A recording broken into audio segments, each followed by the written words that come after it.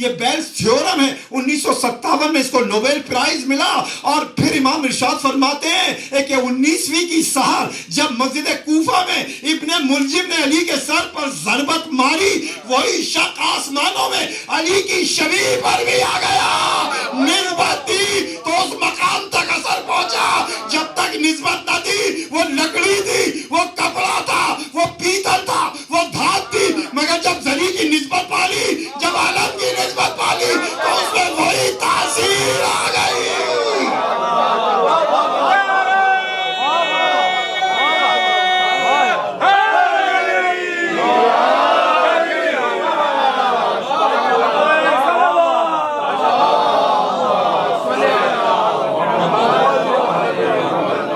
عزیزان گرامی, اب اس دور میں ہم اس لینگویج میں گفتگو کریں گے, لیکن کسی کو بہکانے نہیں دیں گے اپنی قوم کو.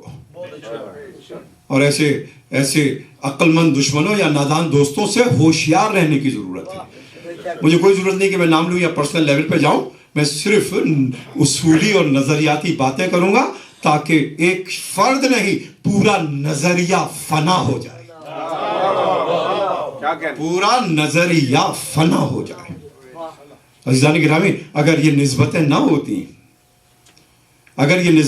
ہوتی تو کیوں قرآن 5 مرتبہ مسلسل سورہ عادیات میں قسمیں کھاتا؟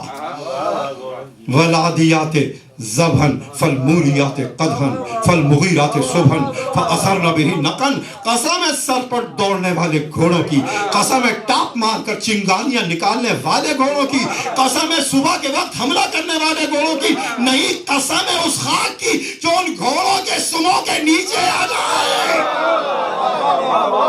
یہ عام انسان قسم نہیں کھا رہا, رب دو جہاں قسم کھا رہا ہے. خاک ٹاپوں کے نیچے آئی, وہ ٹاپ گھوڑوں کی تھی, گھوڑے مجاہدین کے تھے, تو اصل عزت ان مجاہدوں کی تھی, مگر کیونکہ گھوڑوں کو نسبت تھی, ان کی ٹاپوں کو نسبت تھی, ان کی خاک کو نسبت آئی, اللہ نے اس خاک کی قسم کھا کے متبرک بنا دیا.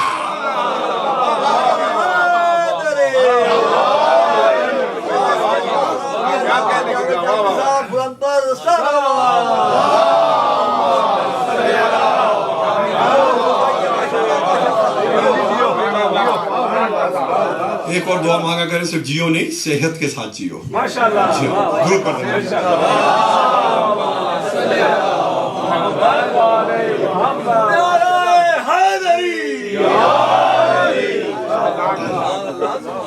صلوات.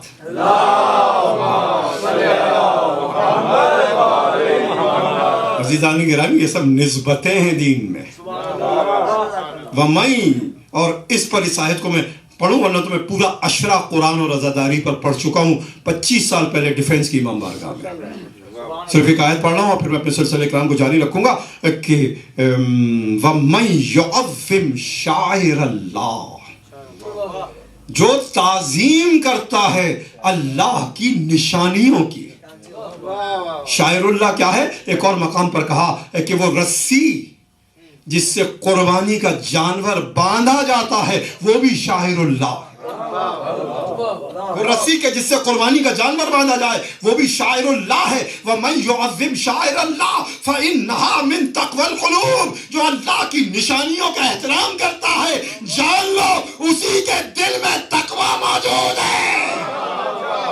تو اب متقی صرف نماز گزار کا نام نہیں, روزہ رکھنے والے کا نام نہیں, شاعر الہی کی تعظیم کرنے والا بھی متقی ہے. درود پڑھ دے محمد و آل محمد.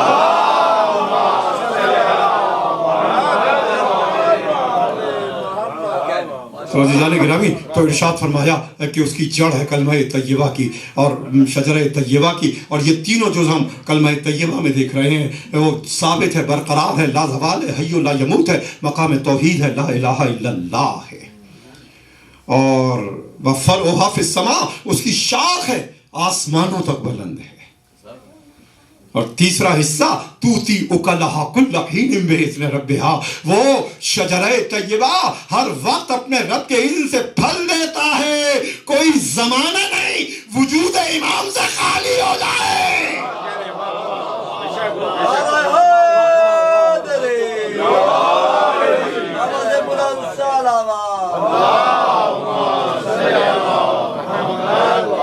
عجیب بات ہے کہ اقبال نے شاعر مشرق نے 4 مصرے کہے اور 3 مصروں میں یہ لفظ اریاں یعنی ظہور کے معنوں میں استعمال کیا. تو سراپا نور ہے خوشتر ہے اریانی تجھے. ظہور کے معنوں میں تو سراپا نور ہے خوشتر ہے اریانی تجھے اور اریا ہو کے لازم ہے خود افشانی تجھے. اور اریا ہو کے لازم ہے خود افشانی تجھے ہو کے اریا برق دیدہ خفاش ہو. خفاش چمگادڑ کو کہتے ہیں. اس کو نور نظر نہیں آتا. اگر چمگادڑ نور کا انکار کر دے تو اس کی آنکھوں کی بیماری ہے. آنکھوں پہ مجھے قدیم شاعر کا قصیدے کا ایک شعر یاد آیا مرزا رفیع سودا کا. اور اس بات کو ذہن میں رکھیے ظاہر ہے کہ کچھ تھوڑی بہت میری نظر ادب پر کہ اردو زبان میں جتنے عظیم قصیدے کہے گئے ہیں وہ سب کے سب امیر المومنین علی بن ابی طالب علیہ السلام کی شان میں ہے. سودا کے قصیدہ 120 اشعار کا اور بہت ظاہر کہ میر کے دور کی زبان ہے. فارسی اور عربی بہت ملی ہوئی ہے. ایک شعر یہ بھی ہے کہتے ہیں امیر المومنین سے خطاب کر کے میں اس کو آسان کروں گا. دید تیری بدوئی حق سے اے علی تجھ کو اور حق کو جو الگ الگ دیکھ رہا ہے. اے علی جو تجھ کو اور حق کو جدا جدا دیکھ رہا ہے. دید تیری بدوئی حق سے نگاہ کا ہے خلل. تیری بدوئی حق سے نگاہ کا ہے خلل. اور دوسرے مصرے میں ایک عربی کا قافیہ استعمال کیا ہے احول. عربی زبان میں ساری بیماریاں افعل کے وزن پر آتی ہیں. ابکم گونگا اعمى اندھا اور اسی طرح سے احول بھینگا کروسڈ آئیڈ کروس آئیڈ بھینگا. دی تیری بدوئی بڑا دلچسپ اور علمی شعر ہے. اے علی تجھ کو اور حق کو جو الگ الگ دیکھ رہا ہے. دید تیری بدوئی حق سے نگاہ کا ہے خلل. ایک شے دو نظر آتی ہے بچشم احول. ایک شے دو نظر آتی ہے بچشم احول. اے علی جو تجھ کو اور حق کو جدا دیکھ رہا ہے وہ تجھ کو بھینگے کی آنکھوں سے دیکھ رہا ہے.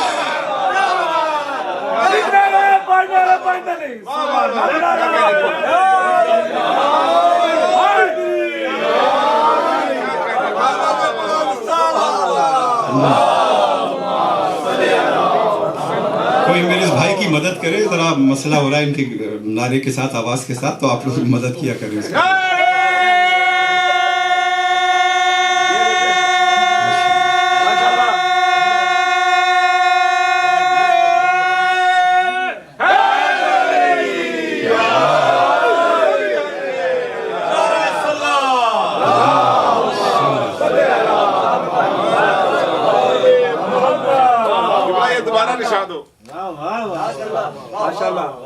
نبی کی محفل میں کروں گا.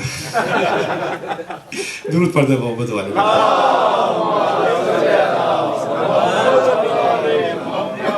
کہ دید لکھ لیں اس کو. دید تیری بدوئی حق سے اے علی جو تجھ کو اور حق سے کو الگ الگ دیکھ رہا. دید تیری بدوئی حق سے نگاہ کا ہے خلل. ایک شے دو نظر آتی ہے بچشم احول. اب کوئی آنکھوں کا بھینگا اور کوئی دلوں کا ٹیڑھا. سارے مریض ہی ہیں جو علی کے دشمن ہیں.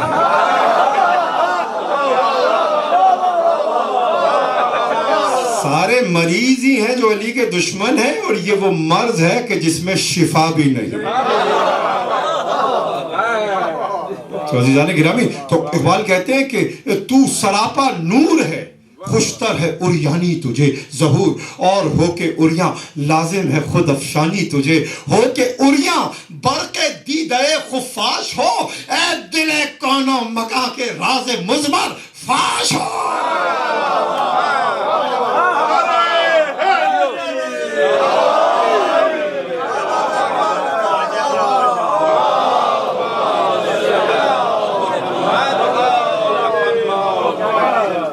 درود پڑھ دے محمد والے محمد.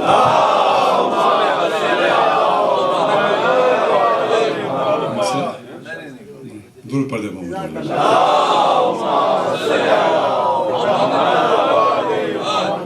لگا شاہ صاحب ٹائمنگز پوچھ رہے ہیں امام کے ظہور کے. منہ بول کے بجا کھول کے نعرہ حیدری حیدری آواز بلند صلوات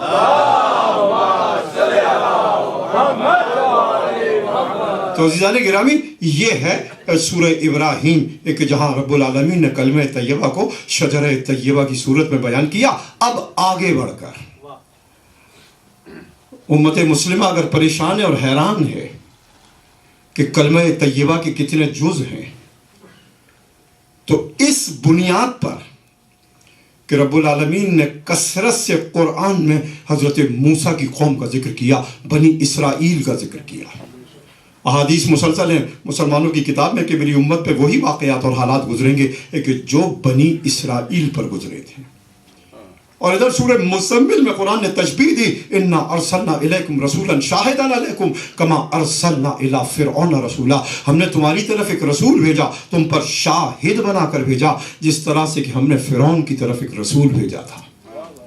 اس مقام پر موسیٰ کو بھیجا جیسے ہم نے فرعون کی طرف مصطفیٰ کو بھیجا نہیں، رسول بھیجا. مماثلت ہستیوں میں نہیں کار رسالت میں ہے. مماثلت ہستیوں میں نہیں کار رسالت میں ہے. اور تو اب ان بنیادوں پر اگر واضح طور پر امت مسلمہ کو، آہول اور بھینگوں کو اگر کلمہ قرآن میں نظر نہیں آ رہا تو وہ کیوں نہیں قرآن مجید سے قوم موسیٰ کا کلمہ دریافت کرتے کہ موسیٰ کی امت کا کلمہ کیا تھا. تو قرآن مجید حضرت موسیٰ کی امت کا کلمہ سورہ شعراء میں بیان کر رہا ہے. فرعون کا دربار ہے، جادوگروں نے اپنی رسیوں کو پھینک دیا، ادھر موسیٰ نے اپنا عصا پھینک دیا. فَإِذَا هِيَ تَلْقِفُ مَا يَأْفِكُونَ. موسیٰ کا عصا ان کی رسیوں کو ہڑپ کرتا چلا. فَأُلْقِيَ السَّحَرَةُ سَاجِدِينَ. سب کے سب جادوگر سجدے میں گر گئے. اور اب انہوں نے کلمہ پڑھا. کیا وجہ تھی کہ انہوں نے کلمہ پڑھا؟ کہہ دیتے کہ موسیٰ ہم سے بڑا جادوگر ہے. انہوں نے موسیٰ کو نبی کیوں مانا؟ اس لیے کہ ان کی رسیوں کو قرآن نے اف کہا، آنکھوں کی نظر بندی، دھوکہ. مگر موسیٰ کا عصا اپنی صورت ہی نہیں سیرت کو بدل چکا تھا. یہی فرق ہے جادو میں اور معجزے میں کہ جادو میں فزیکل چینج ہوتی ہے، معجزے میں سیرت بدل جاتی ہے.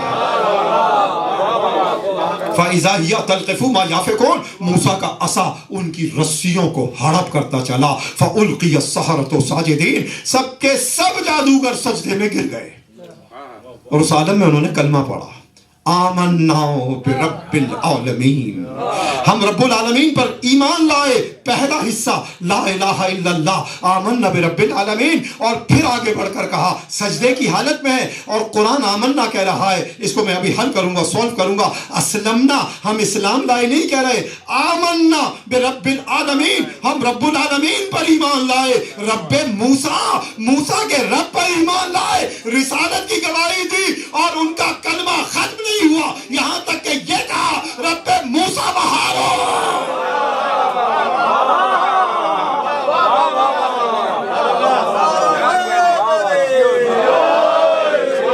ہم رب العالمین پر ایمان لائے، موسیٰ کے رب پر ایمان لائے، ہارون کے رب پر ایمان لائے. آمنا کا لفظ ہے، اسلمنا کا نہیں ہے. کیوں؟ اس لیے کہ ان کے کلمے میں ولایت بھی شامل ہے. تو اسلام کا کلمہ نہیں، ایمان کا کلمہ.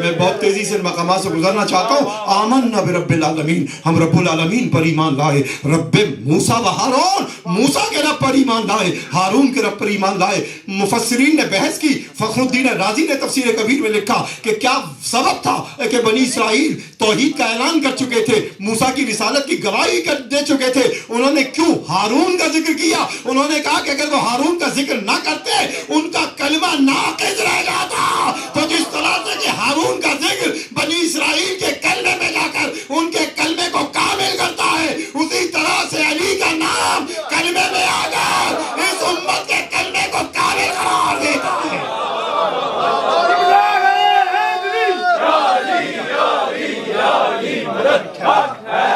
ठहर जाए, मैं बहुत तेजी से इन मकामात से गुजरना चाहता हूँ. दूर पड़े मोहम्मद वाले मोहम्मद.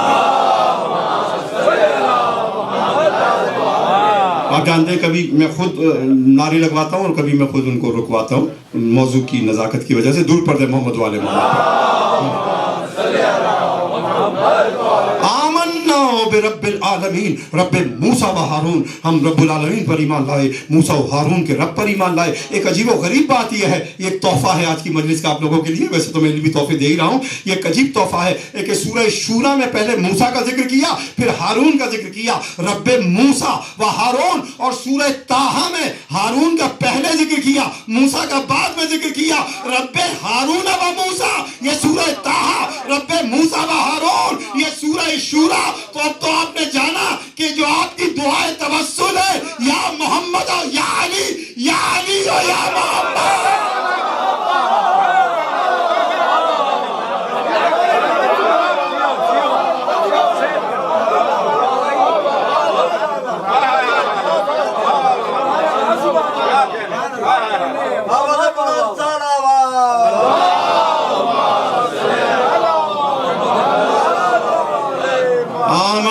बिरब्बिल आलमीन, रब्बे मूसा व हारून.